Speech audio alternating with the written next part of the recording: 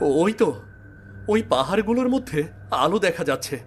নিশ্চয়ই ওখানে কোনো লোকালয় আছে। যাই, ওখানেই যাই। আজকের রাতটা ওখানে কাটাতে হবে।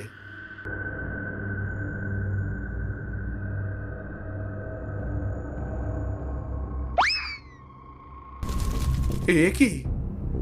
আমি কোথায় এলাম? এ তো দেখছি দানবদের এলাকা।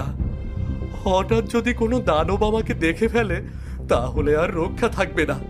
আগে এখান থেকে পালাই, আমি পালাই আগে। তোর এত বড় সাহস, তুই আমাদের সীমানায় ঢুকে পড়েছিস? আমার ভুল হয়ে গেছে, আমাকে ক্ষমা করে দাও। আমি না জেনে এখানে এসে পড়েছি।